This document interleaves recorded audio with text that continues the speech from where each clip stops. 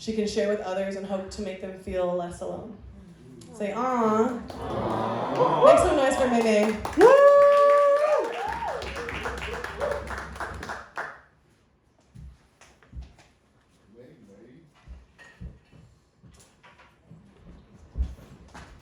Man, this weed's so strong. Oh, that smoke, this shit doesn't move that. Hey, bro, 2 hits is good for me for this year. That shit hit you with a...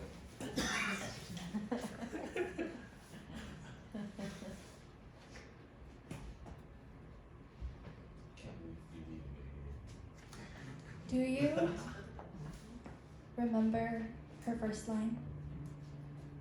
Flip through her thoughts, laugh, cry, furrow your brows, hold her. As she confesses why there's a scar on her binding, trace your finger along her spine and memorize her title. Yes, the font matters. Dog ear, your favorite parts, and if she hates that, don't insult her, invest in a bookmark. And better yet, buy a pack of sticky notes. Go back to these tabs when she annoys you or makes you weep. Please, don't tear out her pages or throw her across the room. She's had enough of that. Take care to brush her gently when she sneezes dust. Take care she does not get caught in the rain without a coat. She won't always be waiting for you on that bookshelf. Someone may find her before you even remember that she's there. If she ends up in the garage sale box or left on a coffee-stained table on the Ave, maybe you'll look for another copy. Maybe you'll slam your fist on the table again, call your friends and tell them she left you, say she never loved you. You're wrong. You chose her. But you forget, she chose you too. She let you turn her pages, even when you started from the bottom corner, even when you used a lit cigarette as a bookmark, even when you ignored the scribbles in her margin. She loves you. But if you forget to cherish her, you'll lose her.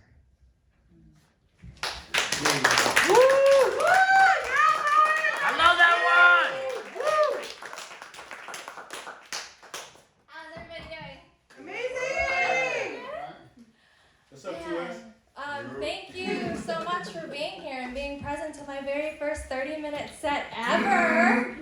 I've been on a very long hiatus from spoken word. I've been doing a lot more music, but Okay, creative. and that last poem was called Creases. I wrote it when I was 14, and I edited it again at like 18 because I was like, this is what I wanted, and this is what I fucking got.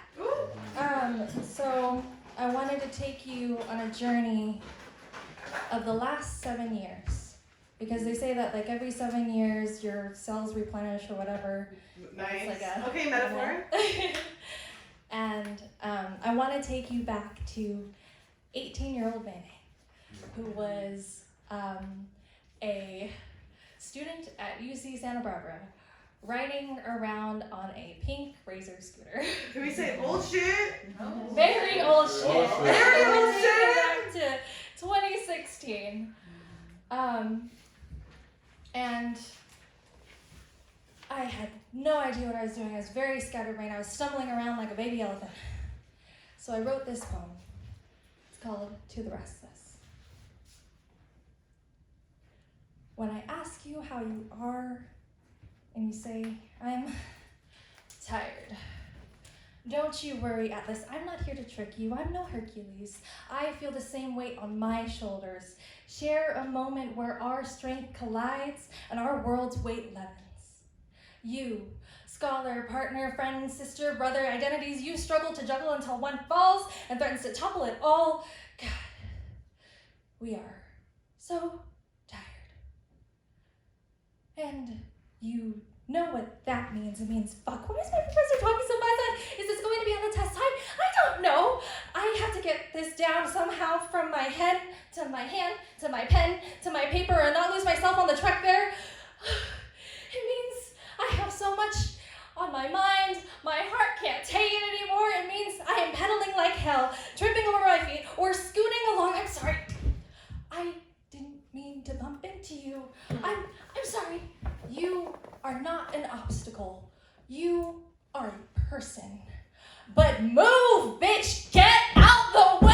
I'm late! No, Professor. I did not forget about the assignment. I just remembered all of the other things that I have to do first, like, you are on my checklist, and I promise I will get to you after I check my mail and try not to fail. Answer this question, understand this lesson, not forget my glasses or my keys. God damn it, these are not real pockets! I feel like I'm forgetting something. Shit, I have work today.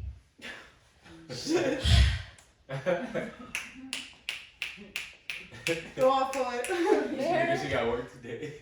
Are not enough hours in the day to remember the last time I ate. To remember to call my sister because I miss her. To remember to look up and keep my eyes on the monarch as it passes. Atlas, look up with me. You see how the amber glints in its wings. We forget that the things on our checklists are not living and breathing. Shirk the world off your shoulders like a coat. Hang it on its axis. Come sit with me. Guzzle down a cup of tea and let the warmth fill your empty belly. Here. Wrap yourself in bed sheets straight from the dryer. Don't forget. You are worth picking back up. We are tired. We are tired. We are so goddamn tired. But wait, please, write this on the back of your hand before you leave. So you remember that when the world is bearing down on your shoulders, you can look up and remember a burden becomes light when carried willingly. Whoa. Yes. A burden becomes a light when carried willingly. That's a bar. It's actually a quote from Meditations. Okay, I was like, that's a quote like It's a like, it was written in Latin originally, sorry. That's a Okay, classic. anyway, but yeah, I really don't understand why this doesn't have pockets. There's so much fabric So much room they for could have pockets. used for these things. Shout out to And Dresses it's with not Pockets. fair. And shout out to my partner who always carries my shit for me whenever I want to wear dresses. Anytime. Anything. So that was one of my weirder poems, and in 2018, so I was 20, I ended up taking a spoken word class with Kip Fullback, and he was like, May, you gotta get weirder. I was like, weirder? How do I get weirder? And then I saw these amazing poets and I met them. I met Saul Williams and Jessica Salgado and Bo Sia, and I saw them perform and I was like, fuck yeah, I can get weirder. I can tell a story that only I can tell. And that ended up being about my dad. Because as you said, dads are great. They really do their best with what they have. So this one is called Daldal, which means talkative in Tagalog. Okay, so you might not know this because of who I am right now, but when I was a kid, I would get in trouble for being too talkative in class. Yeah, and it was really upsetting because I would go home and my dad would go, "Hoy, what'd you do to get rid sleep? You were talking again? Huh? Were you? Well, you see, Daldal naman. But I didn't hear what she said. So I looked over at my friend and I was like, what'd she say? Mei-Mei! Why are you talking? I didn't hear what you said. So I asked, why didn't you just raise your hand? Because whenever I raise my hand, I get in trouble. What am I supposed to do? Huh? Girls need to be quiet, Mei. Be humble, Mei. You're so daldal. I don't talk that much. And, you know, my first panic attack was in 4th grade. Like, what? It's so ridiculous. What does a 4th grader have to stress about? And Miss Dorman was writing in purple, and you couldn't even read it. Like, I couldn't even. Mei-Mei, are you okay, honey? You seem really stressed. I'm fine. My parents buzz in my head. I know, drama queen. She looks like she's about to cry. I'm fine. Oh my God, Mei, you're so sensitive. Whoa, is she okay? Daldal naman. You're too slow, Mei. Why can't you do anything right? I can't do anything right. So after that happened, throughout the entirety of my elementary school career, I just shut the fuck up. And home was no better. Dude, home was insane. Whenever I did my chores, I was Cinderella. I was like, I'm as wild and as meek as a mouse. When I hear a command, I obey. Mei! But I know of a spot in my house where no one can stand in my shit. And every time I would talk at the table without fail, hoy, why do you always have answer to everything? Because, I don't know, I'm smart? No, you're just talkative. You're so daldal. How am I supposed to speak? Recently, I went to the doctor, and she was like, you know, you really seek out these opportunities. You're a writing tutor, you do open mics, you're on stage. Yeah, I'm trying to be the person my dad never let me be. And I really love performing on stage. I really love being up here, but I think it's because I have really bad social anxiety, so whenever I'm up here, I feel like a sweaty jellyfish, and I feel like I'm gonna do something wrong, because my dad was always dal, and I talk too much, and I ramble too much, and I can't control it, and I'm so fucking afraid of what everybody's gonna think, because like when I was in 4th grade, my crush Carl was just staring at me while I was crying, and when we are in a panic, we revert to our childhood selves.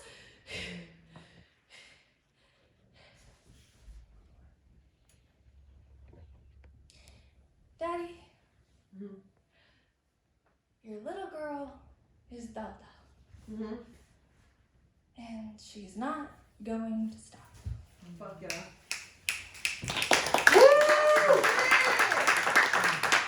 When we're in a panic, we revert to our childhood selves really hit different. It's scientifically proven too. Yeah. That was a nice one. When we're in a panic, you revert to your childhood self. That one's always really hard because I think about my dad, and like I could just see him, and like sometimes I could hear him in my head, and like no, it's okay. Like, now we're both too talkative and we won't get off the phone with each other. We'll be on the phone with each other for like 3 hours at a time. Because I showed him that poem when I wrote it and when I performed it, and I sent him the YouTube video for it, and I was like, oh shit, he's gonna see it. And he said sorry. Damn. He apologized. And We he love said, that. yeah. He was like, I'm so sorry, Mei. I just military, culture. And I was like, okay, yeah, that's fine. So, God. Alright, my throat is awful. This is your PSA to stay hydrated because summer's coming. Pollen is running amok, and we have a super plume of the traffic cone, our state flower. Oh, yeah, true. Okay, comedy. Okay. No, I'm not. Yeah, that's why I don't do comedy. So anyway, we have 21. So we're going into 2019. I started living with my best friends, and I really learned how to take care of myself, and I really learned how to love myself because they taught me how to do it. And then I met the Love Yourself Foundation, and I met Monica, and I brought her down to Santa Barbara.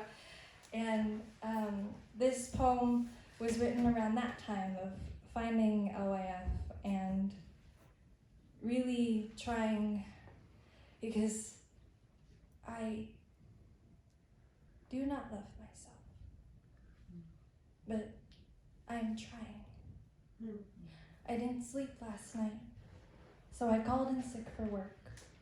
I didn't eat today, but I cooked for tomorrow. I didn't do laundry. I wear a dress and no socks. I turned therapist for my mom for 3 hours and told my therapist about it. I found the scissors she hid, put them back, and lotioned my fading scars. I go to the ocean under stars, wanting waves to take me away. I watch them anyway. Listen to them say, don't, over and over, because they know I am looking for the ultimate love, and I won't find it at the bottom of the sea, but in the freshly squeezed glass of orange juice you gave me. The jacket you let me cry on.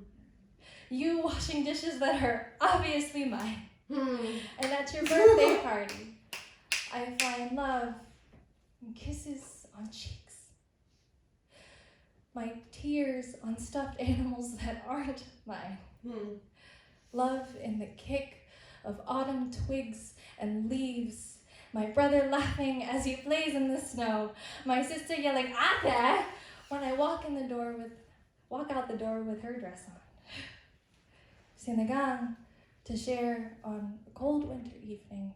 Guacamole I didn't have to lift a finger to make. I am so lucky to have you to remind me there is up when I only know down, to teach me what love is and how to save some for myself.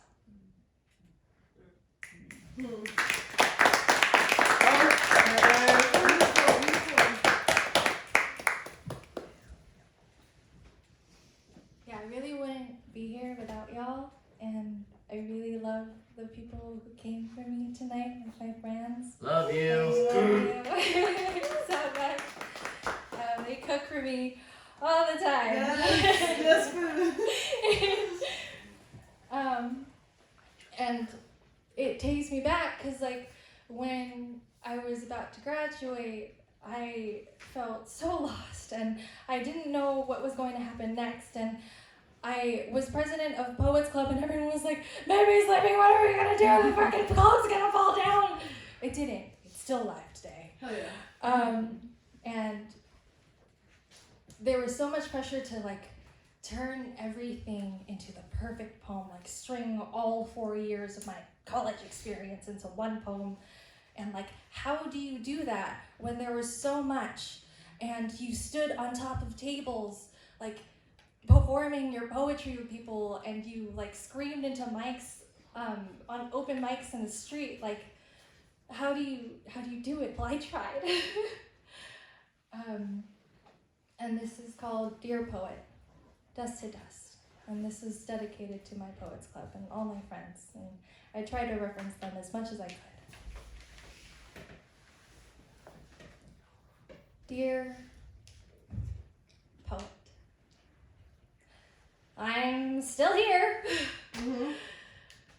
screaming in a glass bottle on the sea, bobbing along my doubts. How am I your leader if I can't scream loud enough? How am I a poet if I can't string these last 4 years, these last seconds, these last moments, this last stand on top of a table? This is not a table. But every poem is a tabletop poem. Don't let anyone tell you otherwise. I am standing on a table. DLG, Dining Commons. From opening to closing, plus the weird kid who quotes proof rock, you'll learn something, I promise. Smell flowers on the way to class, lie in the grass, tell time, fuck you. This is what I want to do today. Dining common root beer floats, burritos, in lecture, let go of your ego, talk about sex. Spark up incense, be nice to birds, they're dinosaurs. Stop switching therapists because you think you don't need a therapist. EDM isn't bad. Die up, friendship bracelets, sunsets, knee deep in water, scream at the ocean so no one can hear you. Scream at the top of lot 22 so everyone can hear you. Finally learn how to snap.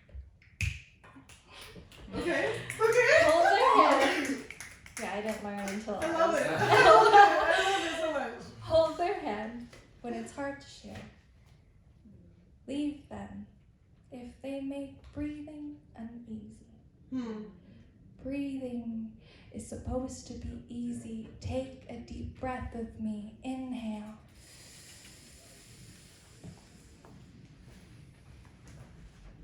Exhale. Repeat after me. I want to hear what I have to say. Oh, come on. Let's do I'm gonna it. do that better. Repeat after me. I want to hear what I have to say. I want to hear what I have to say. Louder with me. I want to hear What I have to say. louder, as loud as you can. I I want to hear what I have to say. Oh, that felt good. Yeah. That shit felt good. When the dust settles and you don't remember my name, remember, we want to hear what you have to say.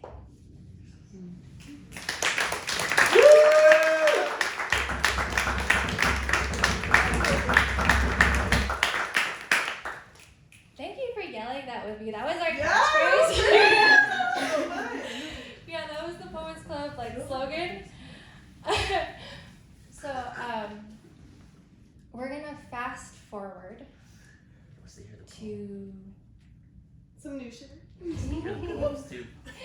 3 years later, actually. Ooh, that's my word. So we're gonna go back to 2022. Pandemic happened, quarantine, we go through the hardest freeze of time, but it still keeps ticking. And then I go back to Santa Barbara to visit the next generation of poets and have a Poets Club reunion. And I walk around Isla Vista, my college town, and everything has freaking changed. And I can handle a lot of grief, you know? Like I really can. But the one thing that I will never forget and never forgive either is that they changed the name of my favorite bread pull place. That was one strike. The second one was that they painted over the murals on the walls. It was like this beautiful great wave. They painted over it and it was just white and gentrified. Why? And then the third thing that happened was that they got rid of all the stickers on the table. I get it because of the pandemic, cleanliness and stuff, but like, they ruined it. So, this one is called The Greatest Gift of All. Following Dear Poet, 3 years later, at Dope Metaphors, our showcase, Read It and Weep, May 21st, 2022.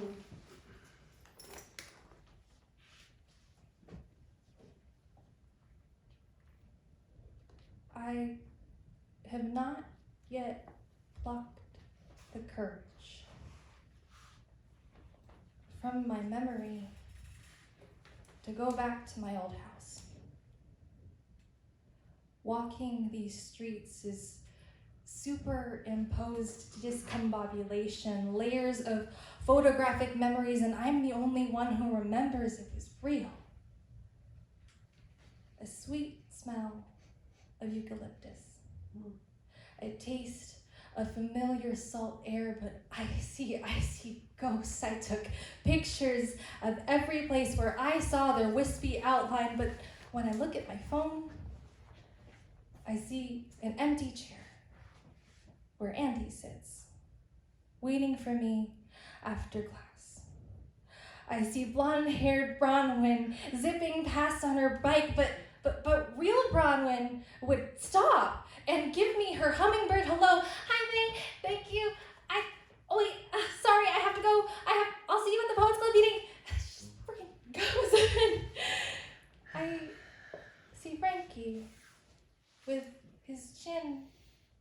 his hand underneath his chin, as he listens to Sam saying his poem on top of the table, careful not to hit the projector.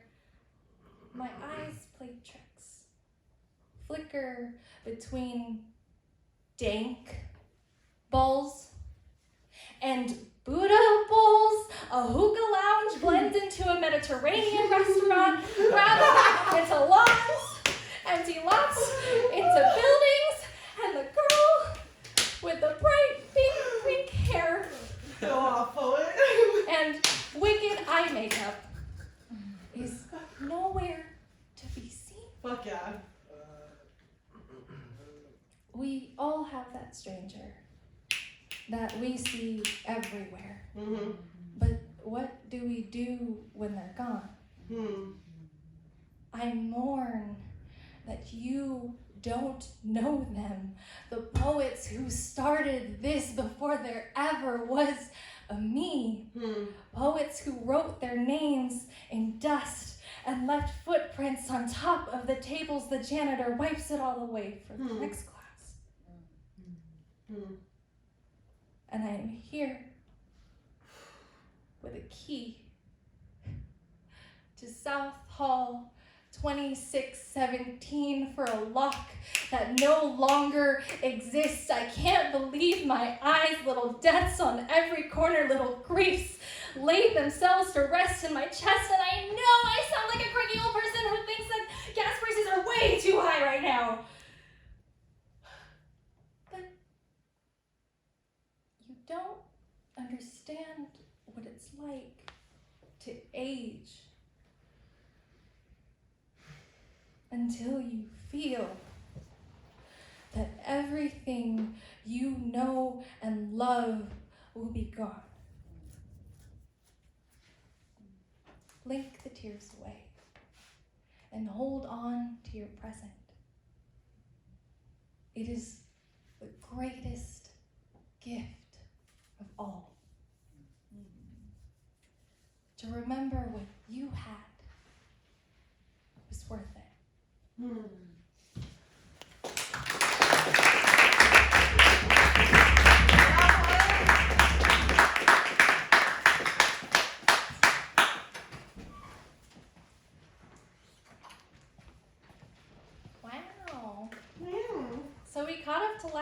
the present. Woo! Really new shit. Yeah, so this is really new shit. I wrote this on Monday. No, actually last Sunday. Oh, It was shit. a writing group, yeah. Writing group? Wait. Wait. Is it private? I'll tell you about it. Okay, put me on. And so this is my last poem of the night. No. Don't do us like that. I'm sorry, but it's also my newest poem. And I just want to thank you, Kennedy. Thank you, Ken, for inviting me to be here and for like thinking of me. Gratitude. Thank you to Swan's Entertainment for making this space. Swan's Entertainment. For creating it all and spending so much time painting and just redecorating everything. That's what I heard from Ken. And thank you to the vendors. All of your stuff is so pretty. I'm going to go to after this. And then thank you to Angie for the food. The quinoa bowls, they smell delicious. And they have crispy jalapenos on them. Ooh. It's a little spicy. Crispy. You want that? Put it on the side and then you'll like Spice in your be able life. to.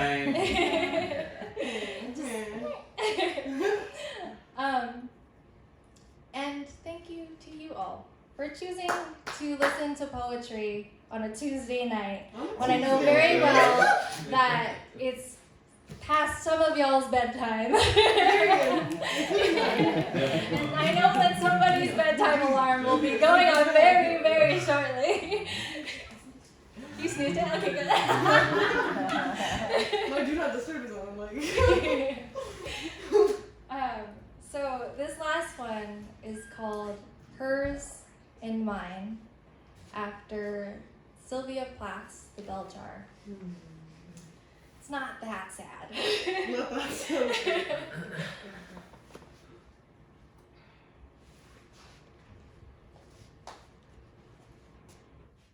I look up at Sylvia's green fig tree, branching out before me with the little dreams I have yet to taste. Some have already shriveled, blackened on the ground for the ants to devour. Like at 18, I thought I would be married with a house. At 25. At 19, I thought I would marry him. Okay. That was a good time to come out. At 20, I wanted to die. At 21, I lost my mind freely and skinny dipped on a warm summer night when the moon was full. At 22, I knew exactly what I wanted, but the world didn't give a damn. And I started with uncertainty of my decision paralysis, giving love until I was 23, when my hair was long and reminded me of when I was 20, craving the 21-year-old girl with a blue pixie. And I killed my time with too much wine and getting too high and getting too high until he fought with everything I thought I wanted. And suddenly I was 24. My memory came back in pieces in therapy. And my mother told me even she was tired of my back and forth, but I look at the woman who taught me how to love until I couldn't anymore. But I am not her, nor am I afraid of the tree I grow of possibilities. I am hungry, and I will make fig toast and jam and roasted figs and sliced figs to put them in my ice cream and share them with my friends. I will write their sweetness into poetry, relish in the crunch within my ears. I will cast away every person who has ever told me there is not enough time or money or magic in the world for me to get what I want and become who I love. And I will love myself. I will love myself until I stop breathing. Until I have an orchard of every chance I took with my life, because I'm 25. And I have stopped growing. But that doesn't mean I have to stop living. So I will cut this fig in half to share with you. This one is sun-dried, and it is delicious. Yeah! Thank you so much for listening to me talk for forever. And this Daldal girl can be found on at Mei Roses Bloom, MEI Roses Bloom on Instagram. And I do work with the Love Yourself Foundation, so go ahead and follow us with that. We're trying to come up with please give us like all your crossed fingers and toes and anything else you can cross for all the sponsors that we're going to get for the new mental health program that I wrote the grant proposal. Yeah! We really want to support the entertainment industry here and the hospitality industry and everyone working in customer service, because they schedule you so you can't get health care. So yeah, that is something that I am very passionate about. And my saying is, may roses bloom from your scorched earth. May you find love and happiness in the face of adversity. Thank you so much for stopping by. Good night. Thank you.